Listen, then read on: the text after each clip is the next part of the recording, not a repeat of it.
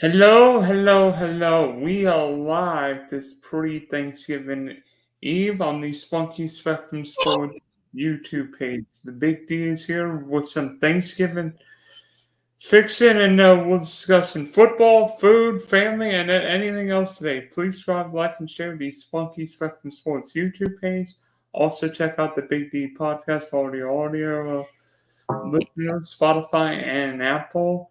So joining us, probably one of wondering how much shopping he'll do before the Dolphins and Jets play in the NFL's first Black Friday game, must be Alex. So Alex, are you ready for Thanksgiving tomorrow? And more importantly, are you ready for Black Friday?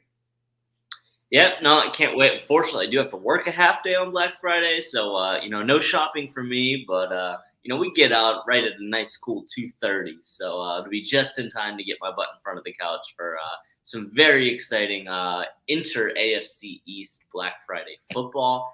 But yeah, first and foremost, Thanksgiving, it's a great time of year. It is kind of kickoff into the as kind of the whole country knows it as the holiday season. And we're getting down to the end of the year. We're getting down, pretty much getting past the midway point in the NFL season, back end of the league, and it's exciting. It's an exciting time of the year. I can't wait for it. Do you have a favorite Thanksgiving dish? Because everybody talks about, mashed potatoes, gravy, it'd be the creme brulee, the pumpkin pie. What's your favorite Thanksgiving dish? Yeah, I'm definitely a sides guy. Like I love turkey. Turkey's great and all.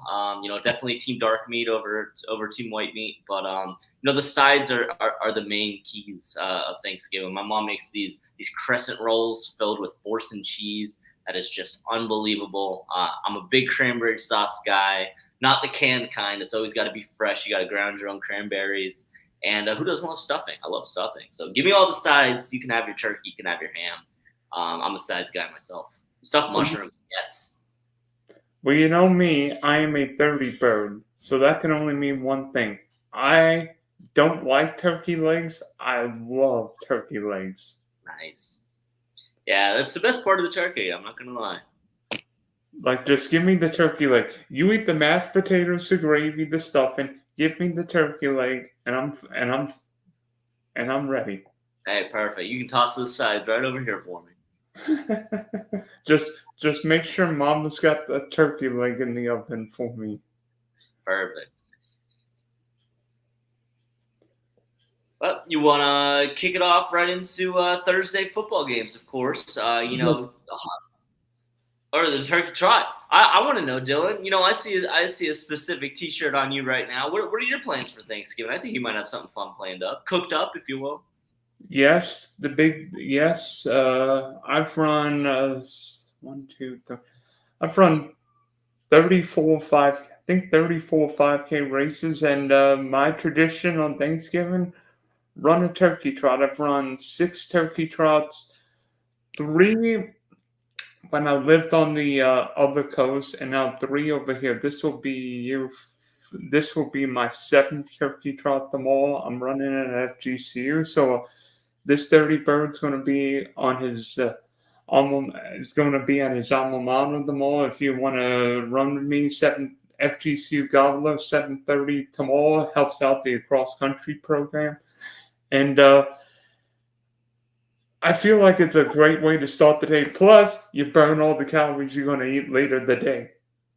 Hey, that's a great idea, Dylan. It's obviously supporting both of our alumni. Can't go wrong there. I miss the West Coast sometimes. That Southwest Florida was home for quite a while, and I'm happy to hear that you're being out there in the community and supporting FGCU. Wings up, baby. Well, then why don't you run tomorrow? I definitely have. We've got 2 family Thanksgivings that we have to hit, and I plan on eating all of the calories and not necessarily losing all of them. But no running for me tomorrow. But you can run fast enough for the both of us. Hey, Alex, come on! I've seen you run before. I think you've got a chance. I think you've got a chance in a mile. Maybe not 3.1 miles. Yeah, I don't want to show anyone up out there. I still got a couple of laps in me from my soccer days, but I'll leave the running to the professionals. I'm retired when it comes to running for time. Come on, come on. The only person who could beat you in a 40 is Tyreek Hill. And I might give him a good shot too. All right, so we've got three interesting NFC divisional showdowns. Tomorrow, Green Bay, Detroit starting off, Washington, Dallas in the middle, and then San Francisco and Seattle the nightcap.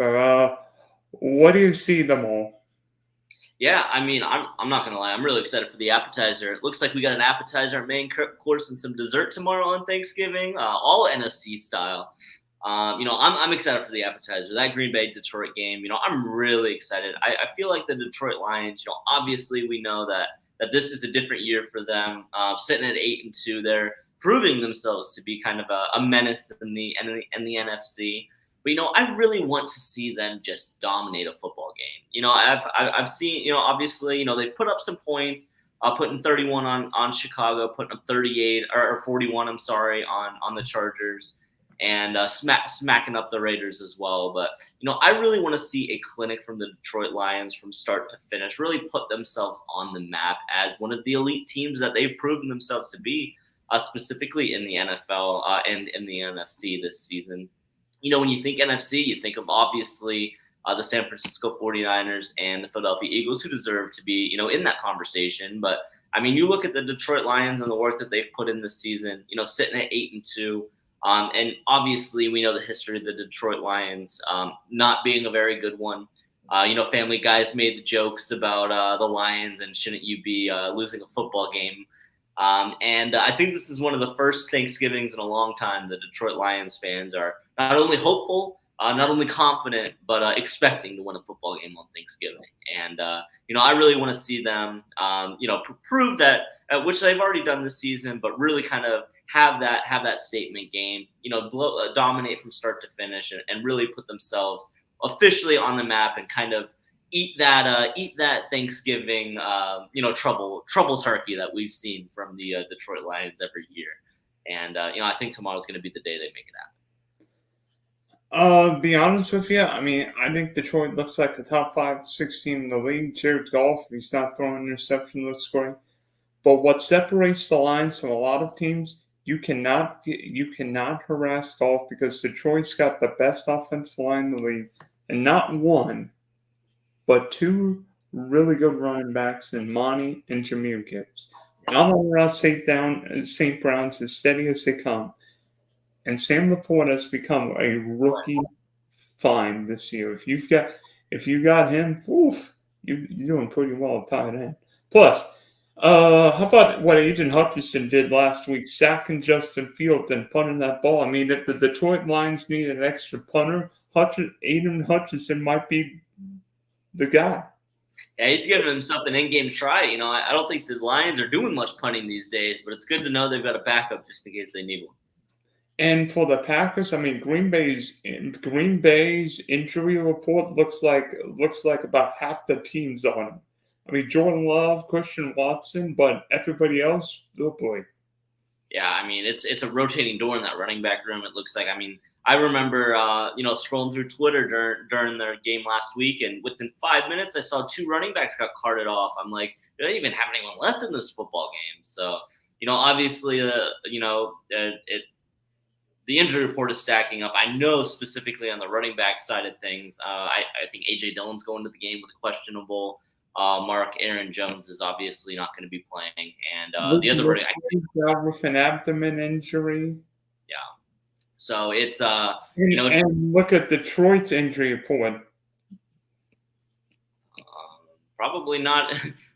Let me see. Yeah, I mean, other than C.J. Gardner-Johnson and Emmanuel Mosley, who are on IR, it looks like Jonah Jackson, the guard, is questionable, but definitely a lot less names than on the Green Bay side of the ball. And plus, for Jordan Love, you're not playing Brandon Staley's defense this week. I mean, you know what Brandon Staley's defense has done. It's good news for your quarterback. Yeah, exactly. I mean, Brandon State. Anytime it's just. I mean, I know the Chargers don't play tomorrow, but it's just another opportunity to be like, what are you doing out there in LA? It's just too much talent going to waste out there. But that's a story for another day. And then Washington, Dallas. I mean, I know the Cowboys have beat the snot out of bad teams, but the question is not with Dallas this week or maybe not next week.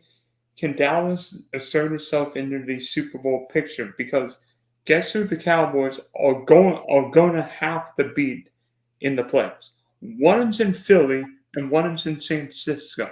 We saw what the Eagles did on Monday night, beat the Chiefs at Arrowhead. The 49ers playing afterward. And when Dallas played in Santa Clara, that didn't go well. Yeah, the Cowboys beat the Panthers, but so what? The Panthers look like the worst team in the league. Yeah, and I've got a little bit of a bone to pick with the Washington Commanders. They ruined a really nice parlay for me last weekend that would have cashed if it wasn't for them laying an absolute egg against the New York Giants last weekend. So I have a feeling. Yes. Alex, wait a minute.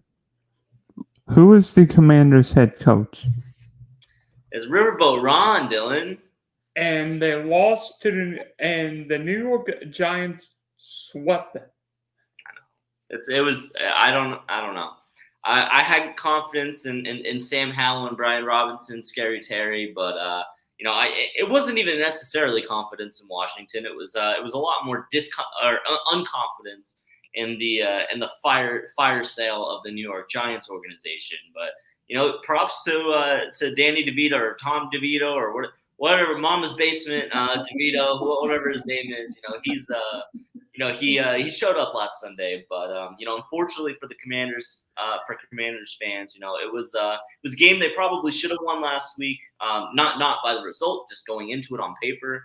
It's going to be a lot more of a difficult task going up against the Dallas Cowboys, who have firmly taken control of the NFC East this season. And then with San Francisco and Seattle, I mean, I really like how Brock Purdy's played the last couple of weeks. I know going on the road, hostile environment, but the Seahawks are banged up. Kenneth Walker looks like he's not playing tomorrow night. Geno Smith may or may not play, and even if he does, he won't be 100%. Tyler Lockett's dealing with a neck and hamstring injury. And the Niners lost. Who's the safety to tear his ACL? Hufanga. Oh yeah, that guy. I think the problem in San Francisco is the Niners always lose somebody at the most inopportune time. Yeah, that's a good point. They're almost too physical. Yeah, and I do want to backtrack. I just caught myself realizing I said that the Dallas Cowboys have taken control of the NFC East. Did you forget about the Eagles? Obviously, the Philadelphia Eagles are running away with that division, but the Cowboys are putting in a good shot to definitely lock up a wild card spot. So realized that a couple minutes later, slipped in my head, but I apologize for the mistake there, Eagles fans. But in regards to that game, I do think, of course, with the Seattle injuries, obviously, you look at their injury report: DK Metcalf, Geno Smith, Kenneth Walker. Obviously, Tyler Lockett's dealing with a thing or two. Everyone's dealing with a thing or two at this point in the season, but those are three names that are very important to your NFL team when you're the Seattle Seahawks. And, coming in with those guys banged up, going up against definitely one of the top tier teams in the NFC, and really in the league, it's going to be an uphill battle for the Seahawks. I definitely think San Francisco will pull that out. But again, it's a prime time, it's a holiday game, and it's an interdivision game. Anything can happen, but at least on paper, leading up to it, things don't look too good for the Seattle Seahawks, in my opinion. Yeah, and plus, Christian McCaffrey could continue his touchdown streak that ended in Week 10, thanks to the Jacksonville Jaguars. At least we did something well that game. Yeah, there you go. Hey, we shut down Travis Kelce. It didn't matter too much at the end of the day either, but at least we did something that game. Well, the Chiefs haven't scored a second half point since New Year's Eve, 1978. Now, I know it's starting to. We might get to next Thanksgiving before that happens, but I don't know. I've got faith in Patrick Mahomes. I think that set will be broken much sooner than later. I'm glad you mentioned Mahomes because quickly, Alex, how many teams are in your Super Bowl bubble? Because we mentioned Thanksgiving is like a critical point, like leading to Thanksgiving, like who looks great heading into Thanksgiving? Well, how many teams are in your Super Bowl bubble? Yeah, I mean, obviously, you've got to give the Eagles and the Chiefs. I think those teams have pretty much. I know Kansas City's had the second half issues, but playoff Patrick Mahomes is a different animal. The Chiefs are going to be fine. They're going to be one of those teams that you're going to have to contend with in that playoff stretch. The Baltimore Ravens are another team. It's they've looked incredible. I think Lamar Jackson does have a realistic shout at the MVP. I know I think Jalen Hurts is leading the race right now, which I don't know if I necessarily agree with, just statistically there. But, Lamar Jackson's having an absolute heck of a year. In the AFC, it's KC and Baltimore. The Dolphins still have something to prove when it comes to beating one of those top teams, which, unfortunately we won't have that opportunity until about Christmas Eve when we play the Dallas Cowboys. Of course, your Jacksonville Jaguars are up there as well. And then in the NFC, I mean, you got to look at, of course, like I mentioned, the 49ers and the Eagles. The Detroit Lions deserve to be in that conversation as well. But, I think Dallas is one of those teams I don't trust when it comes to the playoffs. I think they're, I don't see them being able to win those games late in the season to be able to make that Super Bowl push. But, those teams I mentioned there, those are the guys who I'm looking at to have that opportunity to make the big game. I think there are 6 teams in the Super Bowl bubble. NFC is simple. Philly, San Francisco, Detroit, because they've got head coaches, quarterback, offensive leading systems. I don't trust Mike McCarthy and Dak Prescott in big moments because guess what's going to happen? They're going to botch some time at you. Dak is going to run out of bounds, or the Cowboys won't know what stadium they're in. Like something bad will happen. We've seen it too many times. A snap in Seattle. And in the AFC, Jacksonville, Baltimore, and Kansas City, but don't overlook the Buffalo Bills because I think the Bills are still very much in. That's crazy. That's crazy. Sorry. Move on. Obviously, the Bills are the monkey on the Dolphins' back. We haven't been able to beat them. That'll change later on in the season. The Bills are going downhill. It's the Bills are not in the conversation. The Bills are hoping to make the playoffs this season. If I'm a Bills fan, I have zero faith in my football team. You fire your offensive coordinator. I do not trust the Buffalo Bills more than I can throw them this season. It's definitely not as far as Josh Allen can. And I'll take Josh Allen over just about any quarterback in football right now. I'll take him over Jalen Hurts. I mean, the interceptions haven't been a dagger for them. But what happens when it is? What happens when it's the fourth quarter in a close game and that interception comes out? Or you're in the drive before half where you might get the ball back in the second half and you need a touchdown to make it a closer game, and that's when that interception comes. He's the league leader in turnovers. The mental errors that I've seen out of Josh Allen this season, it's like he's got the yips. It's because Sean McDermott is his head coach, and Sean McDermott's not an offensive guy. No, he's not confident. No, it's not about. It has nothing to do with his coaching. Ken Dorsey really didn't deserve to get fired. Josh Allen got Ken Dorsey fired. He's been inconsistent. I think Ken Dorsey got Ken Dorsey fired. I don't know, man. I when I look at Josh Allen this year, I see a different quarterback than we've seen in seasons past. He doesn't look confident. He's making throws from the right hash to the opposite sideline, which any college player is going to make that interception. It's throws that you can't make. It's throws that it just looks like he's throwing something up there to make something happen. It's a different Josh Allen. I'm telling you right now, Dylan, we're seeing a different Josh Allen this season. He's got confidence issues. He's got the yips, whatever you want to call it. There's something going on in his head where he does not feel like he is able to lead this team. I don't know if it's something to do with Stephon Diggs and the problems that they have it's been very visual, the problems that they've been having together, not even only this season, late last season in the playoffs as well. I see concern in that Buffalo Bills team, and I don't see any way that I think they're too far in to really be able to pull it out.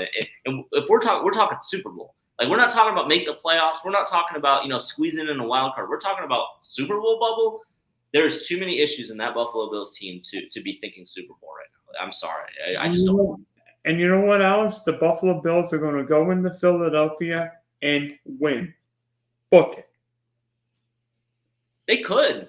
That's the thing. I mean, they have all the talent in the world. They should be the best team in the league.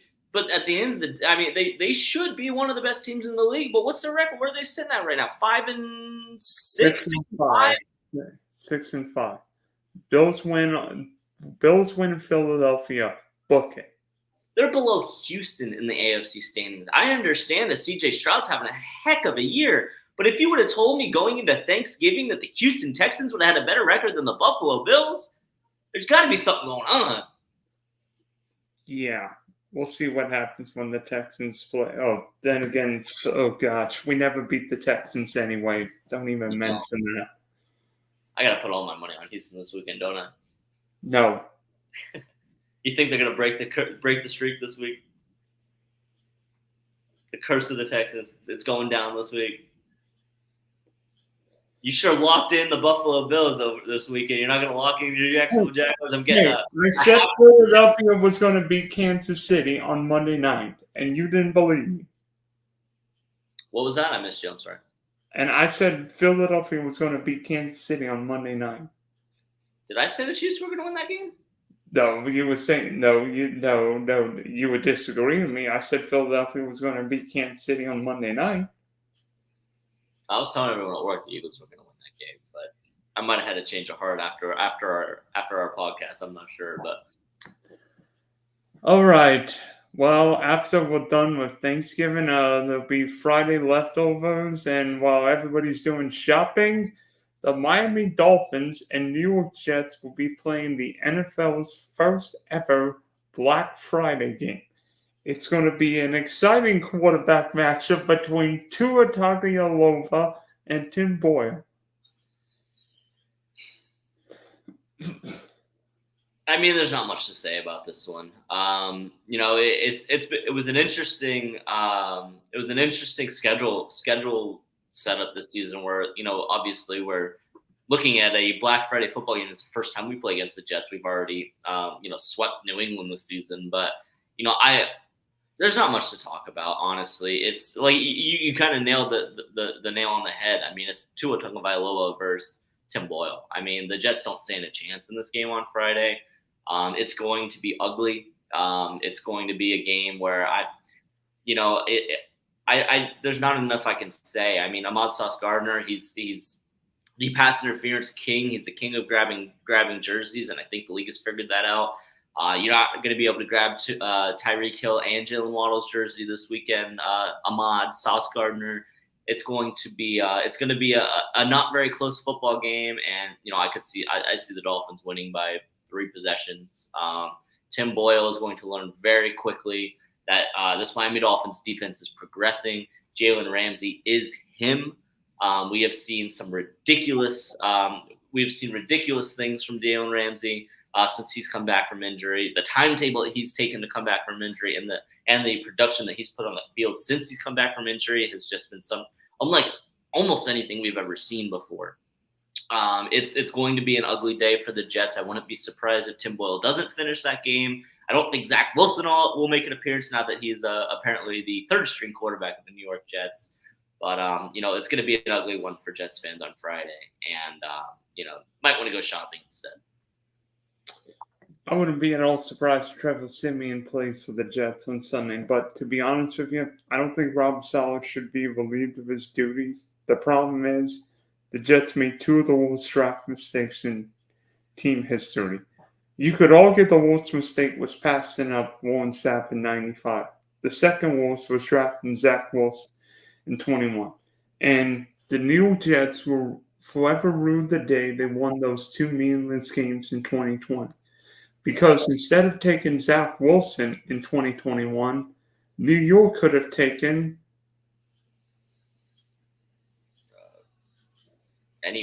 pick someone.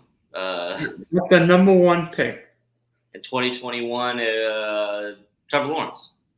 Yes. And you imagine how frustrated I would be if Zach Wilson were the quarterback of my Jaguars.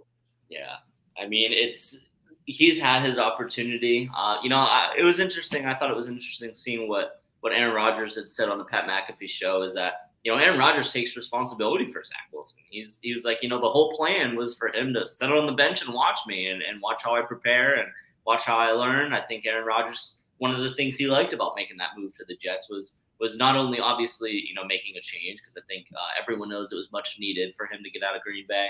But obviously, he was looking at himself number one, and wanting to find a good spot for him. But I really think he was looking forward to the opportunity of taking Zach Wilson under his wing, and doing something that Tom Brady we never saw do, whereas kind of really groom that next quarterback, knowing that his career is coming to an end. Tom Brady never cared about who his backup quarterback was. He wasn't going to be putting any time or effort into. He did when Jimmy G was in New England. He did not want anything to do with Jimmy G. I guarantee it. Tom Brady cares about Tom Brady and Tom Brady alone. He didn't care about Bill Belichick. He didn't care about it. Tom Brady is all about Tom Brady. I promise you that much. And I think Aaron Rodgers, in a different lens, was kind of excited for the opportunity to try and revive Zach Wilson's career because I think that's something that Tom never did was really take someone under his wing and develop him and kind of turn his career around. So I just thought it was interesting that Rodgers was kind of taking some blame on Zach Wilson kind of getting thrown into the fire a little bit and really not having that opportunity to watch him and grow and develop under him. So just an interesting thing that I had seen that it's an interesting point that changed a lot of things. That Aaron Rodgers injury changed a lot for the trajectory of looks like Zach Wilson's career. It changed a lot for Aaron Rodgers' career. Who knows what's going to happen with him when he comes back? And obviously, the Jets had expectations for this season that have very much so not come true. Even if how Aaron Rodgers plays, the New York Jets aren't that good anyway. The offensive line's bad. Garrett Wilson's the only good receiver they have. Yeah, Brees Hall, but he's a running back. You're not winning Super Bowls with running backs, maybe outside Christian McCaffrey. Look what they've done to Dalvin Cook. Jets fans were laughing with Dolphins fans when they signed Dalvin Cook, and I haven't heard his name once all season. Yeah, so what? Miami's got like 3 hurt running backs. Hasn't hurt. I mean, Raheem Mostert's healthy. As long as we got one of them, that's all we need. But yeah, to wrap up, there's not much to say. It's going to be a blowout. The Dolphins have been slowed it down a little bit against the Raiders in offense last weekend, but those problems are going to get fixed. It was interesting seeing. I don't know if you watched Hard Knocks last night. I was able to catch it, and it's really interesting seeing the behind the scenes of the preparation they had for Max Crosby. Obviously, the Jets don't necessarily have a player that deserves that much preparation, and really kind of taking an inside look into what that weekly preparation looks like, the stuff we don't necessarily see leading up to Sundays. So definitely, if you haven't had a chance, borrow someone's HBO password. I know everyone's got a friend who's got it, and take a look at that in-season Hard Knocks with Miami Dolphins. I see the evil genius at work, right? Hey, I mean, he's one of the most likable coaches in the NFL, and I definitely would put more money on the Dolphins making the Super Bowl run than the Bills this year. But it seems like we disagree there. Mike McDaniel looks like he should be like some NASA Ivy League guy. He is an Ivy League guy. No, I mean with the jacket, the shades. Okay, I don't care what he looks like. I care about him turning his career around and turning this Dolphins team into a 6-3 football team that is making a run, and we're only getting better. That's the thing. A lot of these teams, the Buffalo Bills, a lot of these teams have been getting more banged up and having some more question marks. Dolphins are just getting better. I promise you that.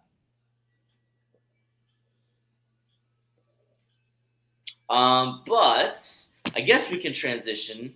I have a question for you, Dylan. This has not been prepared. You have no idea what's coming. Wait. Save that for the end. You've got another one. What are we talking about now? Favorite Thanksgiving memories. All right, Dylan. I want to know what, whether it's football, whether it's family, whether it's food. I'm curious, Dylan. What's your favorite Thanksgiving memory? I've got two. One, I loved running past when I lived in Tamarack, Florida, on the East Coast. I loved running the Tamarack turkey trot right by my house because Mom would give me like a drink or give me a plus. Plus, if I needed to use the restroom, I could just go in the house. And secondly, you're gonna enjoy this one. 1993 Dolphins Cowboys at the Texas Stadium. You know what you rarely saw at Texas Stadium in Irving, Texas. Snow. Well, the Dolphins. Well, on Thanksgiving, it more or less snowed or sleeted during the game, and the Dolphins will line up to kick the game-winning field goal, rejected, and guess who?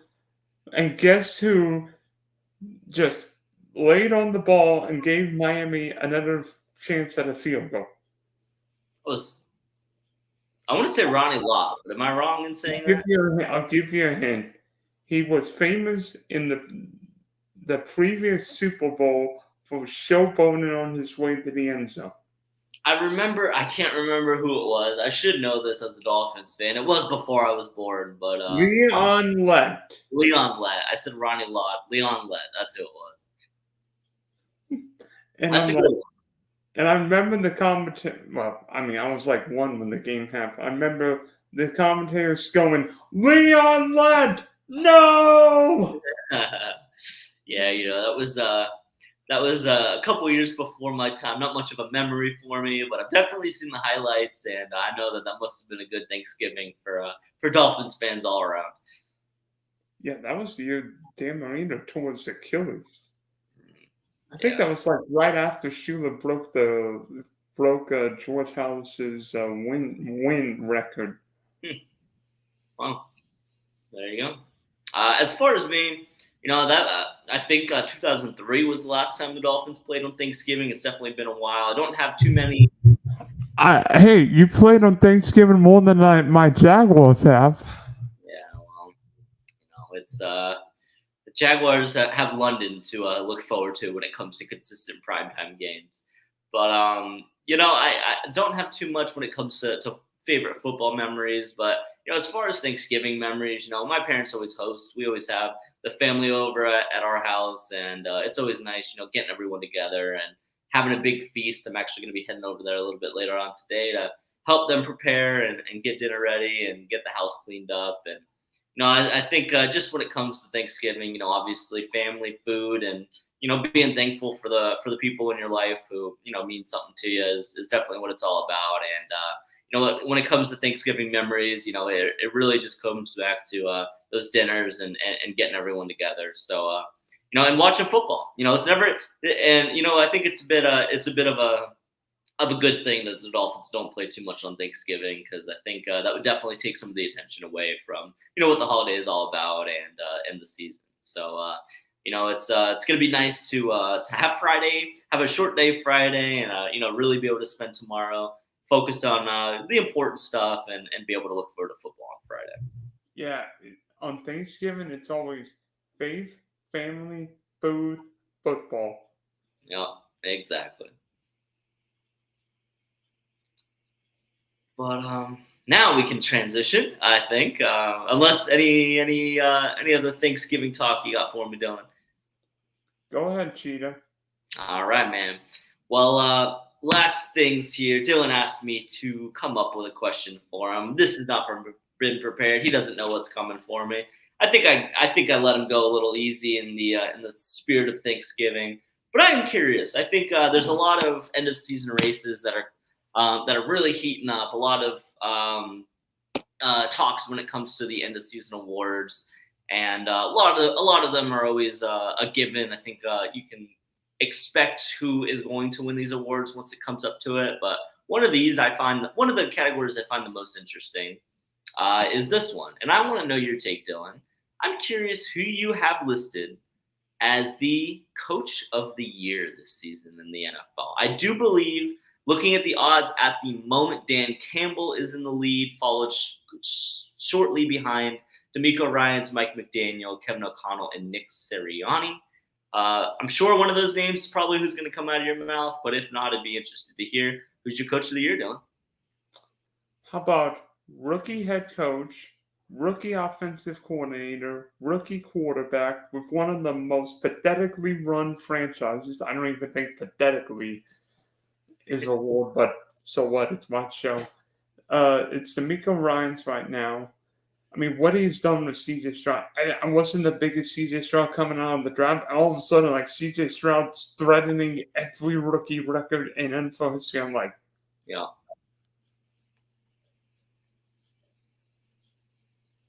it's crazy.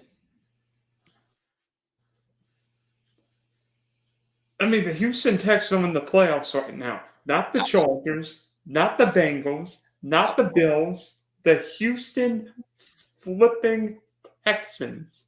If the Texans win on Sunday, they're in first. They lead the AFC South.